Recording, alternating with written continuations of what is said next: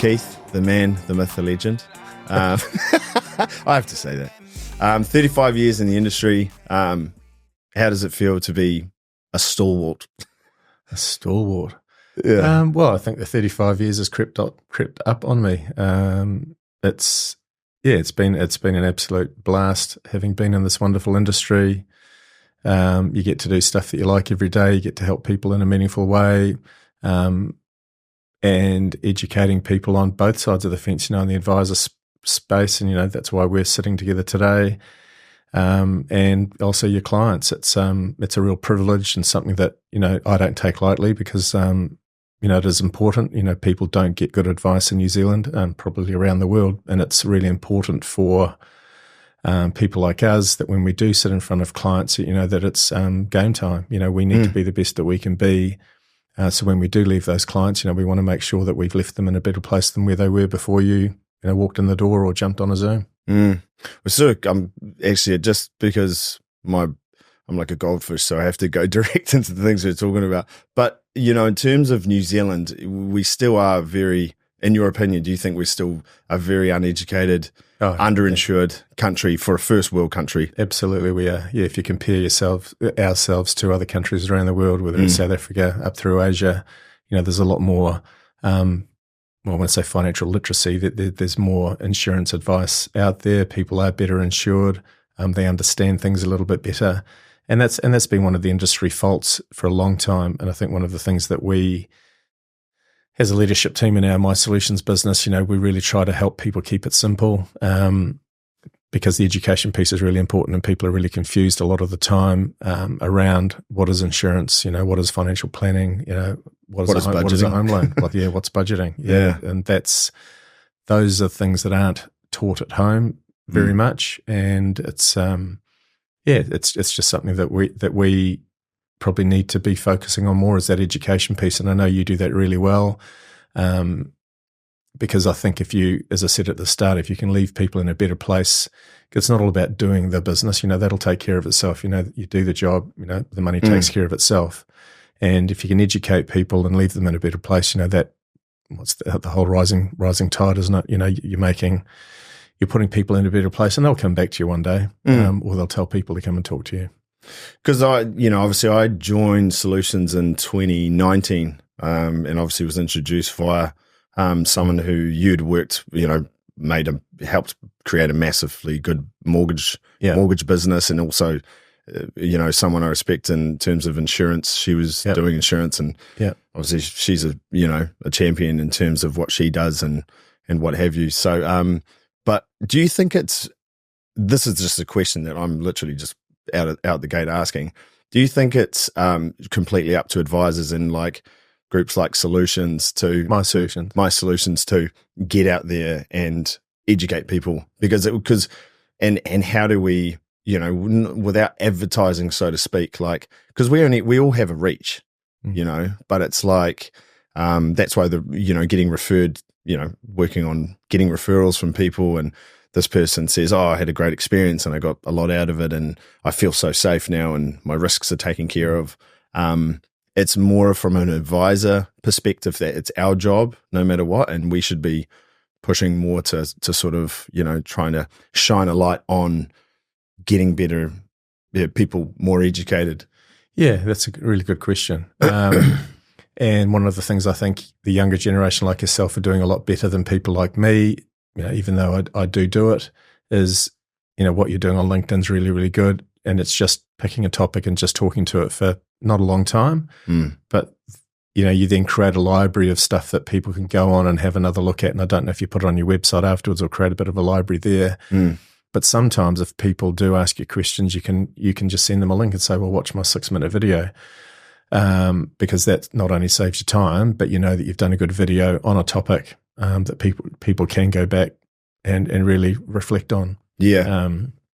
So as far as us getting out there and educating people, it's, you can't go standing on the street corner and shouting out to people saying you need life insurance, you need a will, you need a home loan, you need. I'm sure there's ones that do that. Oh, there are. I'm sure there are. At the mall? And I think the ones in the mall? And I think we know some of those people, and they won't be around for long. But Oh dear. Yeah, I think it's just when you get the opportunity to sit down with people, that's the chance for you to shine, to, as I say, it's game time, show time, and that's when you've got the chance to start to educate people.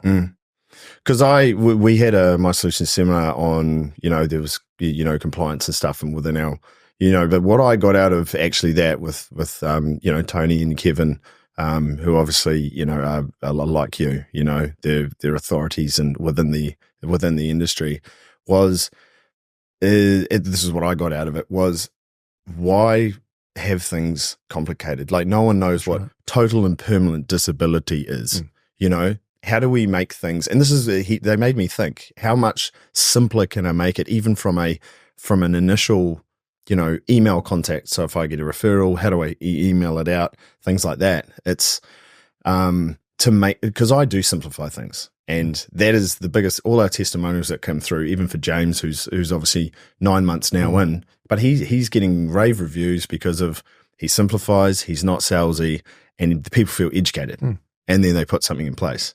Well, I think that's why, part of your process, which we've taught you over the time, is, the spider web. There's nothing more simple and pictorial that you can talk to that educate people very, very quickly about, what is it that we do?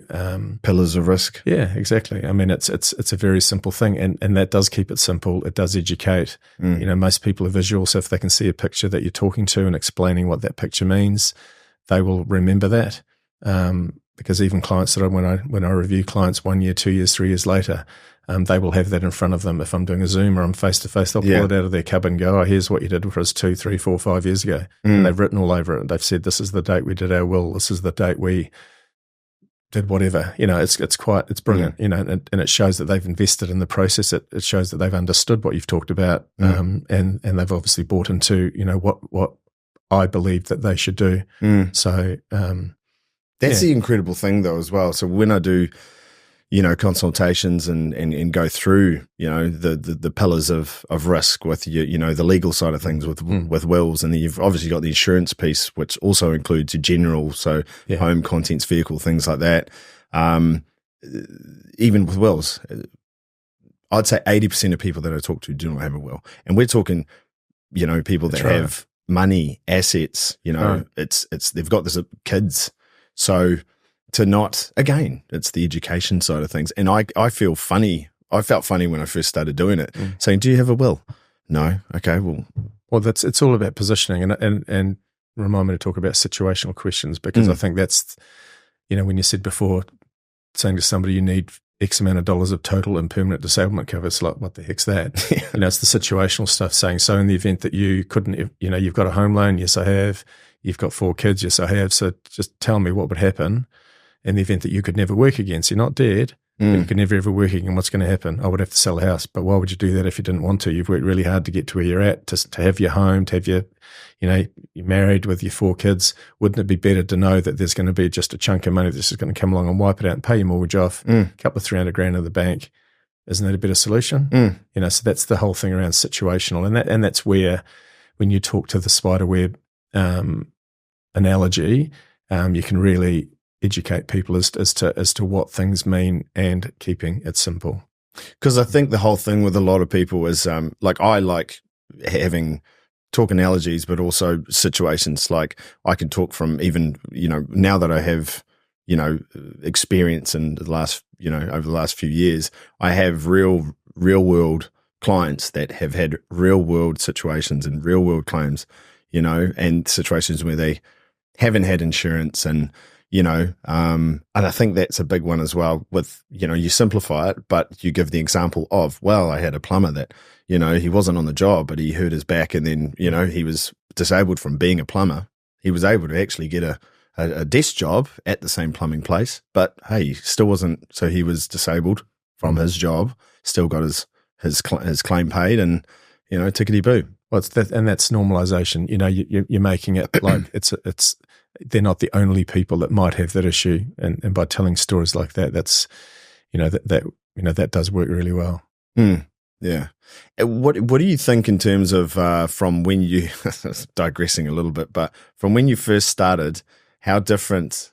because I know this is a big one. It's changed a hell of a lot from when you first started, right? Yeah. Because it must have been a lot simpler process for us as advisors when even go back, 15 years ago, 20 years ago? 1989 is when I first started. We just had, So things have changed, but things are still the same. I think one of the things when we spoke the other day that you wanted me to talk about, and I think it's important, is for new people looking to get into this wonderful industry, getting alongside people that you've done the homework on, that you respect and you like the way they do things. They've got the fruit on the tree, so they're not, they've got it together in a lot. I'm not trying to say that in an egotistical way. But when you look at them, you think, yes, they've got a good business. They're not selling for the sake of selling. They're doing it because they like it. And I suppose that's one of the things that I did early on because of my military background, being in the Air Force as an engineer. Yeah, that's right. You have that mentorship all the way through. So when you start, you've got your corporal and then your sergeants and your flight sergeants. So it goes all the way up the tree. So you always have the mentorship of taking to that next level. And when you get to that level of authority, you get a different rank. So it's the same sort of thing as senior advisor, blah, blah, whatever.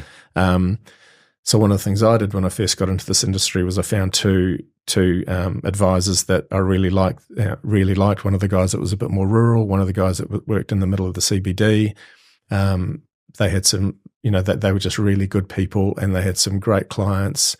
So I just tapped them both on the shoulder separately over, within the first couple of weeks of getting into the industry, and said that I wanted them to mentor me. And they laughed at me because I'd never done it before, never been asked to do it before. Yeah. But I just said, just tell me what you think I need to do so I can be like you a lot sooner.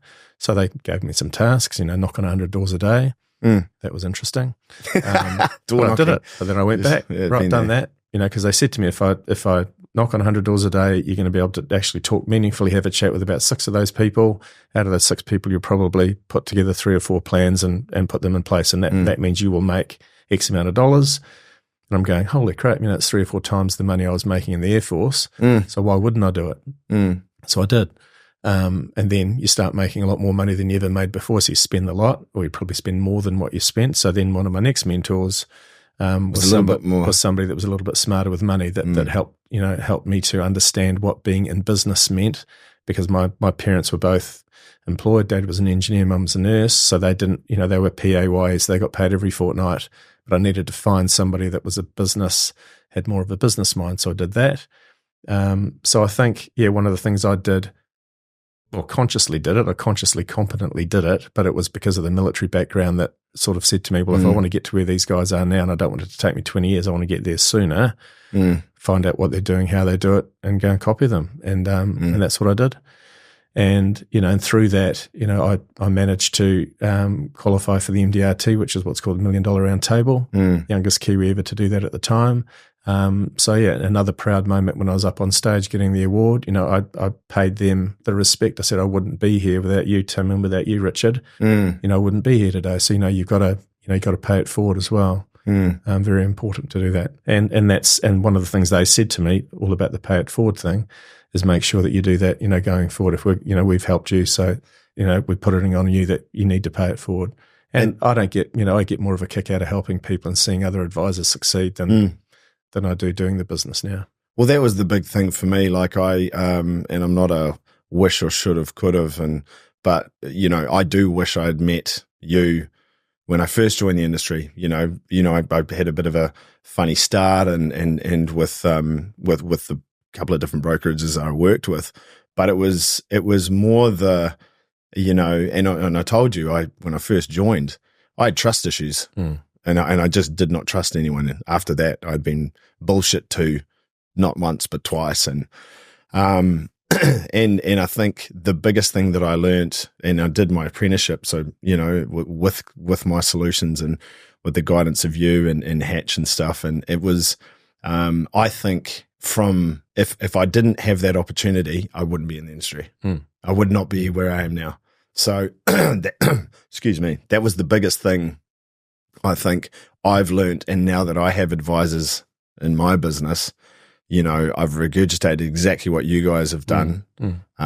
Brilliant. And that's showing through James. And James is, he would sing my praises, but also I tell him, I've taken this from, and that's why he's doing the academy and stuff like that. But I definitely wouldn't be in the industry because it was a complete, like having to do an actual apprenticeship. At first I was like, oh, come on, whatever. But, and it was the trust thing, but it was, you guys didn't want anything else but for me to succeed. And, it was time and effort and, put everything on the table. And I listened sometimes, but then I got there, and even now, like having advisors on, in my business now, it's different because I think I've never been more structured and meticulous, and probably too much. I'm trying to relinquish some of that, but because of, that same sort of thing, I just want them to, just be the best. Yeah, but don't forget, if you're doing 100% of the job and you're trying to train and mentor other people, they're only ever going to get to 80, 85, 90, and then they're going to think they know better. Yeah. So it's, I mean, you certainly. Yeah, James said that. We certainly watched you with love and respect from a distance, and we let you make some mistakes, but then we bring you back in, pat you off, give you a hug, and say, right, let's do it this way. And let you go and do it again. There's a few of those. So proud of you. You're doing exceptionally well. Really proud of what you're doing out there. Yeah. I think the biggest thing that I would like to also say, what would be like your advice to advise, like say if there was new advisors coming in and because, I plug my solutions all the time and it's my podcast, so I can do that. But, and how good it is. And obviously everyone that joins stays, it's just one of those things, and sing the praises and what have you. But it's the ongoing stuff. It's the support weekly. It's the support from administration, the road shows, you feel proud being part of it. And also it's just in having the awards and stuff that you do to, because sometimes you do feel like you go unnoticed, you just get the phone calls for claims and, you do get some praise from clients, but a lot of the time it's more, you get crapped on sometimes if stuff doesn't, take too long and bits and pieces, or, oh, this has gotten a bit expensive. But when you don't really get the praise when things go right, someone gets $300,000 because they got their trauma claim paid, and then you don't hear from them. It's not that you want to, but it can be a thankless job, to be honest. Yeah, absolutely. But again, it's just keeping in touch with your clients, because one of your questions to me, how many touch points should an advisor have? Again, different people want it a different way. Some like to talk every 3 months, 6 months, a year. Some want to be face to face. Some want to be Zoom. And I think the whole, when we went through the lockdown, one of the things that changed pretty quickly, but one of the things that I'd been doing reasonably well, but then did better, was doing the whole Zoom stuff. Yeah. And what it's done for me, well, Teams now, but what it's done for me and working with, as I said, our mutual good friend, Jamie James, I mean, one of the things she does stunningly well is her, on the technology piece, is doing things remotely. Yeah. She meets 99% of her clients online. But she had an amazingly good process, which I helped her to refine as well. But one of the things that she, again, does stunningly well is she sticks to that process. She does what she does, and she does it stunningly well, gets amazing results, and her clients love her as well. But again, it's all about that, getting your process, it is all about process. It is about and process, then educating yourself on it and refining it. And like for myself, I have a really good, again, presentation that I do online. I can do it face to face, but I try not to do many of those nowadays, just with the Auckland traffic. Yeah. But again, geographically, talking to other advisors in our group around the country, they only do face to face. Yeah. So it's horses for courses. It is really kind of, It is. But for me, and again, it comes down to educating your clients. So if I've done a good job for you, and then you say you need to go and talk to Guy, and then I go and, then Guy gets in touch and says, oh, so, you want to have a catch up? So yeah, Zoom or Teams would be great. He says, oh yeah, Craig said that you do it on Teams. So I educate my clients to tell when they're going to recommend me, well, that's how I do things. So there's no, you're not going to come and see us. I do find ever since COVID though, also, I've got clients all around Auckland I've never physically seen. Yeah. But we almost have these amazing relationships because I still talk to them and we still Zoom and even just talk on the phone, but you still form a relationship. Yes, it's a lot of people think it's impersonal. I used to be that way. I used to think it's totally impersonal, but what's worse, spending an hour and a half of your day going somewhere, say, and I have done it, you go to Flatbush or somewhere that, you better, you get to Whangarei before you get to Flatbush, exactly right. Some days. So, but I think that comes down to, and again, one of the things I'm really hot on and really teach the new people into the industry is, when you do get an opportunity to talk to a new client or a referral, first of all, do your homework on those people. The people that are referring you will say, "You'll give us a bit of homework on them. Tell me a bit about them. How did you meet those guys? How did the subject of me come up, and why did they show an interest in that?" Then I'll jump on Google. Then I'll jump on LinkedIn. Do some homework, and more times than not, there will be some common ground. Whether it's a person that something that they like doing. So straight away, when you get them on the line, you go, "Oh, hey, I did some homework on you. Don't know if you've done any homework on me, but I've certainly done some homework on you. And I see that we've got a mutual friend and blah, blah, blah. Yeah. When did you see him or her last?" And straight away, you've got common ground, and you build that rapport a lot faster because you've got commonality. And that's what humans like. So if you can't physically go and see them, you need to get to that level of commonality or common ground a lot faster because you're doing it through the internet. A lot of the time there is that 2 degrees of separation. I noticed that. Absolutely there is, but you need to try and find what that is. So when you do talk to them for the first time, it builds that relationship so much faster. And then it lets you get into actually what you're there to do with them is to serve them right and find out what you can do to help them, be in a better place. So what do you, so this is more from a consumer perspective. What would be things, even as you have insurance and you've had mortgages and all that sort of stuff. What would be the things that you would advise consumers to look at for an advisor? And it's not a trick question. It's more like, because without getting a referral, but they've seen a card somewhere, or they might have seen some literature on, at the local cafe or whatever it may be.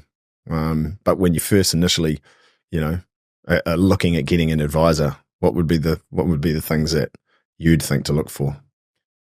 So you mean if somebody picks up a card or gets referred and they ring me? I reckon even just get referred. So I'll just respectfully ask them, so what was it that motivated you to pick up the phone and give me a call? And sometimes people have had insurance before, still currently have it, don't have it. And then, just finding out their motivation for calling. And then that just gives me the opportunity to then go deeper with that and then go on the journey with them based on where they want to take that journey. And then find some common ground as to, what are the next steps? So what would you like me to do next? And if it's catching up with them, whether it's, technology wise or face to face, so exactly what it is that they're looking to achieve. Yeah. And that's what I think you're doing well is the education piece, because it doesn't take long for people to share that and then somebody else sees it. And then, and one of the things that we found, we talk about this a lot, Kevin, Tony, Glenn and I, is because, insurance versus a home loan, home loan is a need sometimes. They bought a house so they need the mortgage. And they want it. Yeah. Well, yeah, that's right. Sort of. But the risk side of things is a little bit different, because a lot of the time they don't know that they need it until they sit down with somebody like you that then says, well, hey, these are the things you need to think about. This is what you need to reflect on. And they go, oh, okay, I do need something, don't I? But they're paying for something that is for, that might never see the result of that. But that's what insurance is, isn't it? Is paying a very small amount to get a large level of cover, because there's a lot of people that are paying for it. Yeah. Based on the origins of insurance, down the Shanghai River 4,000 or 5,000 years ago, 10 different boats going down, all 10 different, one made pottery, one had food, one had everything else. So, and there was a 10% chance that 10% of the boats couldn't get through the rapids and would tip over and you'd lose the lot. So people over that time said, all right, well, let's just put 10%. I'll put, 10% of my stuff on 9 of your boats. So I know that I'm probably going to lose 10%, but I'll still have 90% when I get to Shanghai to sell it. And that's how insurance started. It's incredible. Same thing. I did not know that. Same thing today. So, you're paying a small amount to go into a bigger pool of money that will pay out statistically based on, the stats that you talk about when you're going through the spider web and that. to help people cover. Well, it's just finding a better solution to, rather than saving or thinking that people can save or pay for, wealthy people that, even on their private medical, if, they like to claim things, and even the stupidest, smallest things. And, people that are well to do and well off and, could easily afford the $250, $350, even $1,500 for something quite considerably. But, if they're thinking about it, how much easier it's accessible though as well. I think is the biggest thing. Well, they've worked hard to create the lifestyle or capital that they've got. So they understand insurance, that they know that insurance will protect that capital. They know they've worked hard for it. So they're prepared to pay a small percentage of their money to protect the large percent of the money. So again, that all comes down to, the storytelling that you do. So one of the other things I wanted to touch on is, again, one of the things that was impressed upon me really early on was not just hanging out with people that you want to be like, but to do a lot of reading. So I started in this internet before the internet, and that was actually going to be one of our bylines on our website that we've just redone was Keith's been around before the internet. I thought, no, maybe not. I think it's it. Creating and growing millionaires since 1989 is a lot lot better. But we thought that's quite funny, and I might do that one day. He's been around before the internet, and that's like, a lot of people go, "Oh, really? What was life like before the internet and Google?"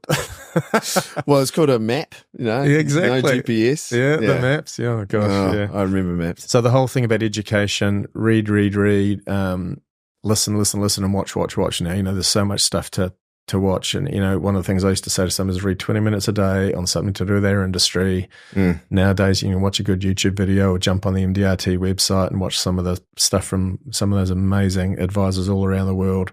And again, some other really good advisors around the world that I plug into. One of the guys, Sandro Forte, out of London, he's been to New Zealand a number of times and really impressed the heck out of New Zealand advisors when he talked to us. So he's a really good guy to follow on LinkedIn. And he does a lot of really good stuff, and a lot of the things that he does, that I do in my business, and Kevin and Tony, the stuff that we learned from him 7, 8, 9, 10 years ago, really we still do today. So is that something you'd recommend as well, like to look at advisors that are offshore? Because 100%. It's really one of those things where, obviously insurance is kind of, it's obviously different country to country, even Australia to here. But it's people. It's a people business. I literally said that to 3 advisors yesterday. It's a people business. People buy from people they know and trust. Yeah. And whether it's insurance like we do, or whether it's carpet, or whether it's whatever, it's they'll buy from people they trust. And and if you can find ways of watching, listening to people that have been there before you, and it resonates with you,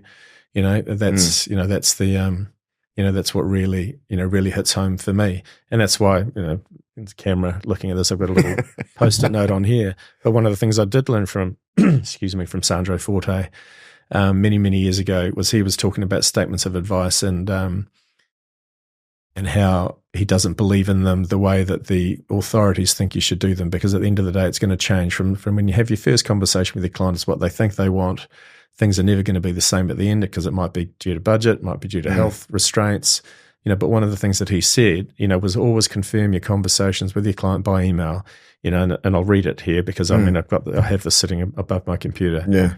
Your bullet point, for the SOA, you talk about what you discussed, what's going to stay the same, what needs to look at, and what they need to do. Yeah. And it keeps the accountability going. And I do that every single time on my emails, because it just builds that thread with the clients of, this is what we talked about, this is what you need to do, this is what I need to do. So you keep yourself accountable, but it also keeps them accountable. I just went through a conversation with Tony about that the other day. Yeah. Because it's so important. And unfortunately, our industry now is getting, there are people out there, some law firms that really want to have a crack at us. We are doing our best.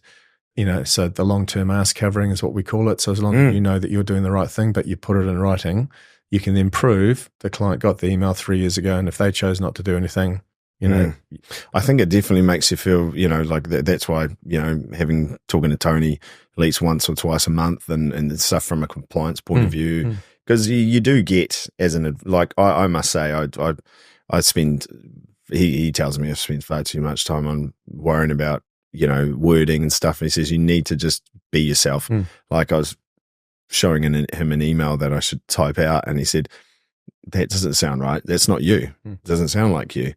And then I said, well, this is what I was going to say. And it was talking about, this is a, bang on premium for you guys, as discussed in our meeting prior to. It's bang on the amount that you wanted, give or take $1. And it was just, that's fine. That's conversational. It's the type of terminology. Yeah. Don't be a, you write as you speak. A Terminator. Conversational email. That's exactly right. So what other things do you want me to talk about? How do you deal with different sectors of clients as different age bands? So that's interesting. So the boomers, the Gen Zs, the millennials. Yeah. Yeah. That's because I don't like dealing with, and this is, sorry, young people, any age between sort of, you're 20, probably to about 26, 27. They're just, yeah. Well, their attention span's very short. Oh, yeah. They're more interested in the Instagram. Yeah. And that's, that's fine. I leave those people for other people. And a lot of the direct insurance caters to those people. And there will be a time when they get more serious about things and they may take on debt that they will then seek advice. So that's okay. But again, that's again, part of what I wrote down here. You need to work out and be quite clear on who is your ideal client and why, and work out exactly who that ideal client is. So if you've got clients on your client base now who are your ideal clients, you need to go and find out the other people that swim in the same pool that they do. So that was the thing don't mean to interrupt, but while it's in my pea-like brain, is my brother. He's 20, how old are you, Jesse? 28 now. So he went to, and we spoke about insurance for him finally, before he was moving to Australia, but he was still living in New Zealand here, but he was going off to Canada. What happened when he was in Canada? He smashed the crap out of himself he caught an edge just going down a hill, broke multiple bones, all this sort of stuff, came back to New Zealand. Should have really, if he had cover, if he had specific or accidental injury, there's all these sorts of things. He could have had some sort of funds come in, and also maybe been taken care of where, say, ACC would have gone, faff off kind of thing. But earns enough money, went through it. His own brother does that, and even then, it's just one of those things. Even when they are educated, it's different. I don't mean to punch in on them again, but it's interesting because, I've just found, I even had an advisor for 5 minutes who was 24 and said all the right things, good at, said all the right things, but was ultimately full of, I'll say cuck, because it was saying what you want to hear, but really didn't want to put in the effort, didn't want to do certain things. Could just be the personality type. I don't know, but I was convinced they were going to be really, really good. So faux pas on my part, but but again, you got to give people the benefit of the doubt a lot of the time as well. So what else have I written down here?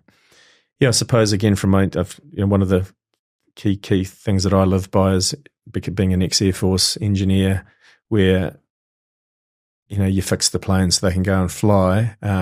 So our tagline was our takeoffs equal our landings. So that means that if you're going to do something for somebody, you make sure you do it the way you said you're going to do it, because when the time comes and their plane comes in to land, which means when they need to make a claim, it needs to have been fit for purpose. So that's really important as well. And again, this is where that whole email trail thing comes in, because it gives them the opportunity to go, well, hang on a minute, Craig, maybe we need to look at it this way or that way.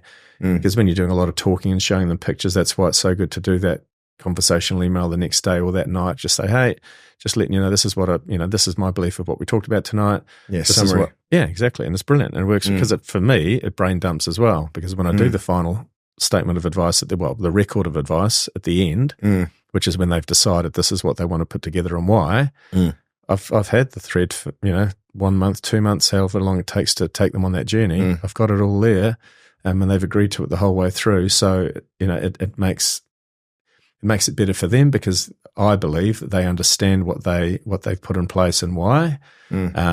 Makes them stickier, so your persistency stays high, and it allows you to then say to them, well, hey, you really enjoyed what we've done together. Yes, well, I really want you to think about other people that we can we can talk to. Yeah.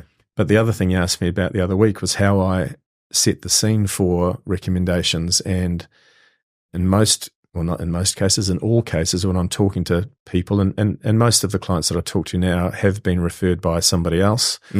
And I'll make it known to them straight away. Well, hey, Craig, I'm sitting, in front of you guys tonight, because of Guy giving me a recommendation to come and talk to you.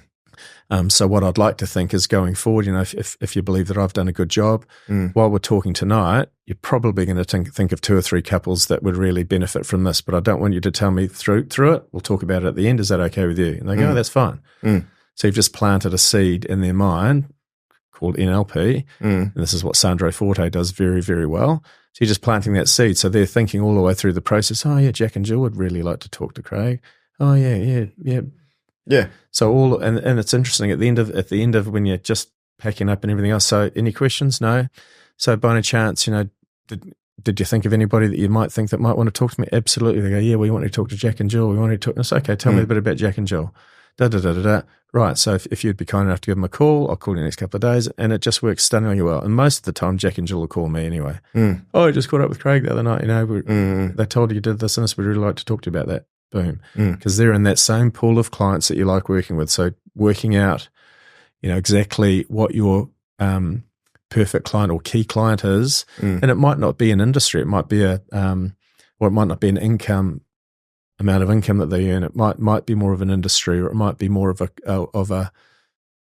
it's like doing trades. I did sporting thing. A lot of trades for a while, and then but it's like centers of influence. Like I rate my chiropractor, and he'd give me a couple of referrals a week at times because I refer because when I meet people, I've sent actually more recently, sent someone who said they were probably going to have back surgery. I said, have you seen someone like a chiropractor? And they said, well, no, I've just been to the doctor, been to a surgeon or something. And I said, okay, cool. Go and see this guy, Dr. Jonathan Wade. But he's, and a few weeks later, he's not going to have any sort of surgeries. We went back to playing rugby league, That's brilliant. And this guy was, looking pretty likely to not be able to do any sort of physical activity. So even just based on that, just the conversations that we can have too, it's not about the actual. I love the job because I love just finding out about people's situation. That's right. And I love being able to find a solution, like, whether it's complicated or really, really simple, and I think that's the coolest thing that's what I love doing. It's because you can help people without even, it's got nothing to do with the insurance sometimes. That's exactly you can right. support them and, just getting a lot of their other risk side of things sort of sorted, or even just, talking about a budget, like from a simple point of view, like, because when you do, do a fact find with people, it's amazing how many people don't realize how much they spend on crap, or how much they actually spend per month. They go, oh, I'm always broke. Okay, why? So have you done a budget before? No. And I don't do it with them. I'd say, look, I ask them all the questions, but then we calculate it. They go, oh, didn't realize I'm spending that much on this and that much on that. Sometimes I get them to get their phone out and they say, just go through a month. See how much you spend on Uber Eats and bits and pieces. And I didn't, when I did it for myself, no wonder I was 10 kilos heavier about a year ago. Too much Uber Eats and those sorts of things. But people were more willing, when you initially meet them, they're more willing to spend money on those sorts of things than they are to invest in, if something happens, getting hundreds of thousands of dollars on insurance. That's the biggest thing, I think, is there's a lot more rewarding things to this job than actually just putting the insurance in place, because it is the most rewarding, but it's more when you can become a person of, you're like an advisor, you're an advisor. You're the trusted advisor for more than just one reason. And your referral partners and things like that, as you've taught me. So, but yeah. But no, giving clients tools is very important. Very important.